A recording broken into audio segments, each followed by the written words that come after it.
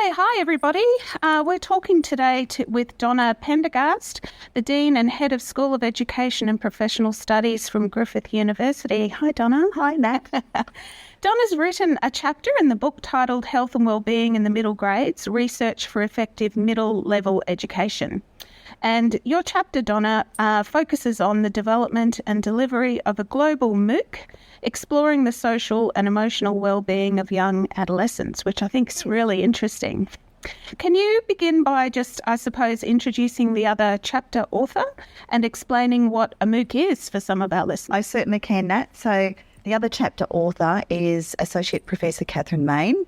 And Catherine Main and I have worked in the area of young adolescent learners, their engagement, what makes them unique and special, teachers and school reform in this area for, can't believe I'm saying this, 2 decades. And we've been colleagues during that time. So she and I had the opportunity to develop this MOOC, and so we grabbed it and we thought, what an exciting new way of doing something that we haven't tried before. Fantastic. And so a MOOC itself is it's a massive open online course, so MOOC, and very, very popular towards the last, 10 years or so.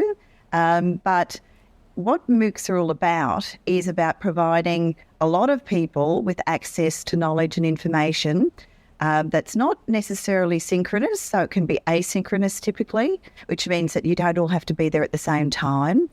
It's self-paced, so that means you can also work at the pace that suits you most.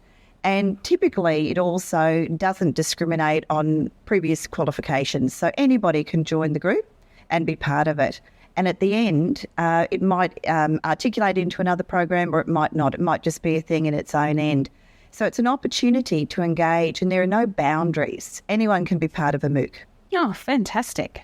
And I noticed, congratulations, that this MOOC, as of, today when I had a look, had 32,784 enrolments. So obviously, learning about social and emotional well-being is an area of interest for teachers and as adolescent learners. Absolutely.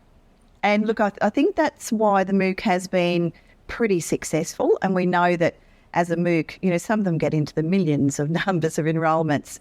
But this is actually a good size MOOC, so it's regarded as being highly successful. The self-paced asynchronous nature of it, I think, really mattered.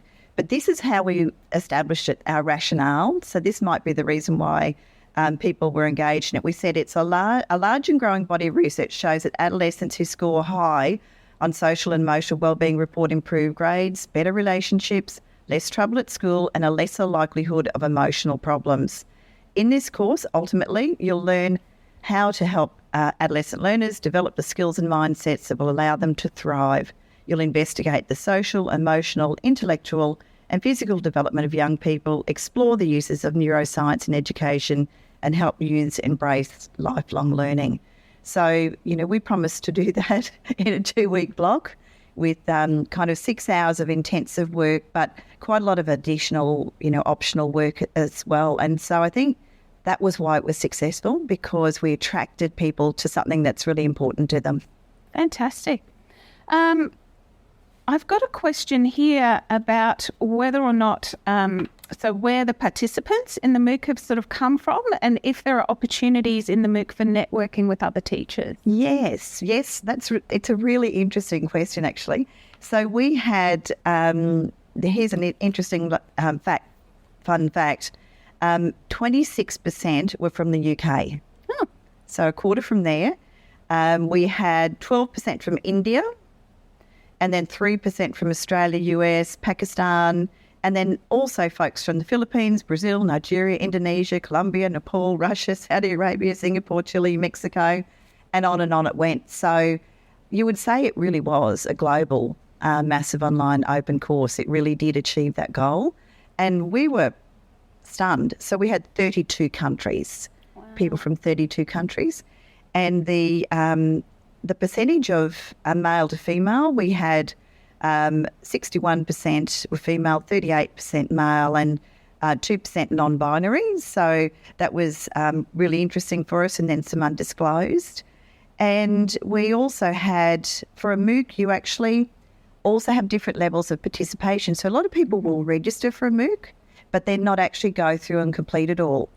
And we had a really, really high completion rate. In fact, it was one of the, we got this really big applause because usually it's about 50%.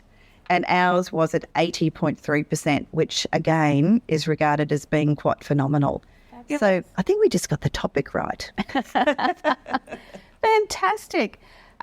So you've also done a lot of research about the importance of a sense of belonging at school. Yes. Does this topic come up in the content of the MOOC? Yes, look, it does. And sense of belonging at school is an area that several of my colleagues, including Catherine and I, have conducted research in this area, and we look at it as being one of those central factors. When you look at student engagement, you move across a continuum from behavioural engagement. Students are there, they're turning up, they're participating, but, they're not necessarily emotionally engaged. Then the next phase on the continuum of engagement is that social and emotional engagement, and sense of belonging fits in there.